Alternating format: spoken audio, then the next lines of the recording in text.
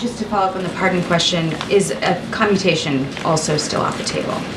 For who are you talking about? Oh, no. I mean, we're not. That's not what we're going to do. So you had said on Air Force One that the president would not consider a commutation of his sentence. Yeah, You're saying that still stands? Yeah, okay, that stands. Yeah. And then I heard you earlier in the briefing talking about the pandemic's role in the outcome of this election. And it sounds like that is being looked at internally as potentially one of the causes of this outcome. But Richie Torres, the congressman, tweeted, "Donald Trump has no greater friend than the far left, which has managed to alienate historic numbers of Latinos, blacks, Asians, and Jews from the Democratic Party with absurdities like defund the police or from the river to the sea or Latinx."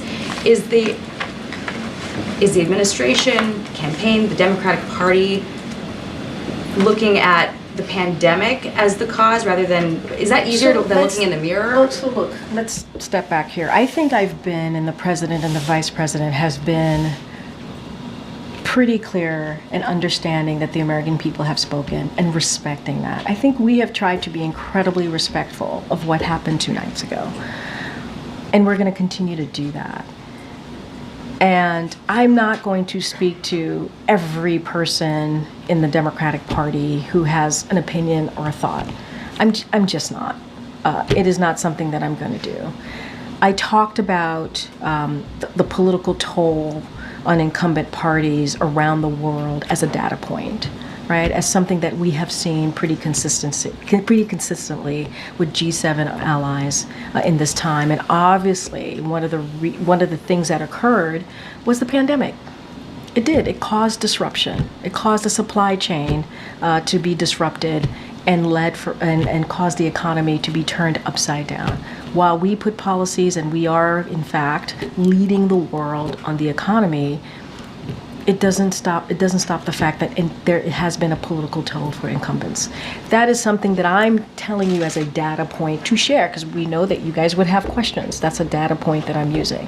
And I'm also saying that there's going to be election experts in the next days, weeks, months, who are going to, again, looking under the hood, kick the tires, trying to figure out exactly what happened 2 nights ago. And so they're the pundits. They're going to speak to that. They're the experts, and so we'll have more information as they look at the data. And so we'll leave that to them.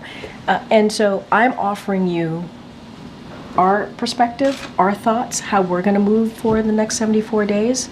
And I think what Americans should be assured of is that this is a president that's going to put the American people first.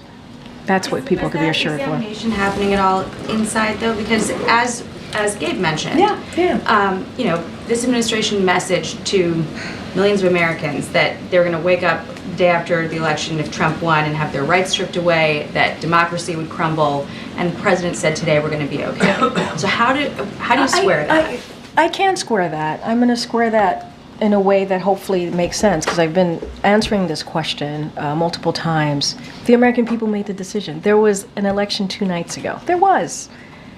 And it was a free and fair election. And we respect the election process. We do. And Americans spoke.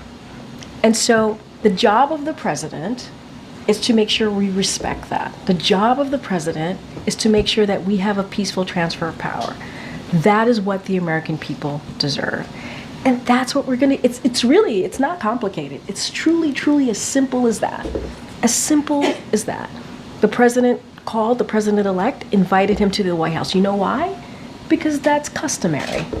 That is customary. That is what you do. If you respect what the American people decided, that's what you do.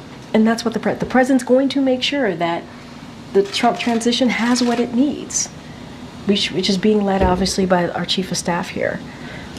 Why? Because the president wants to lead by example. It's not complicated. It really isn't. And that's important. Example is the message to people who are fearful based on what the messaging was about mistakes. Well, now you're just twisting everything around, and that's really unfair. No, it is. No, Jackie, it's unfair, because I've been standing here trying to be very respectful to what happened the last 2 nights ago. being respectful. I've been standing here saying that we respect the decision that the American people made. I've been standing here and saying that the president's going to put the American people first. I've been standing here talking about how the president's going to make sure that they get what they deserve, which is a peaceful transfer of power. I do not appreciate having my words twisted. That is, I have been very clear, very, very, very clear about what the president wants to do, and the vice president. We want to make sure that we deliver for the American people. They deserve a peaceful transfer of power, and that's what you're going to see. Thanks, everybody.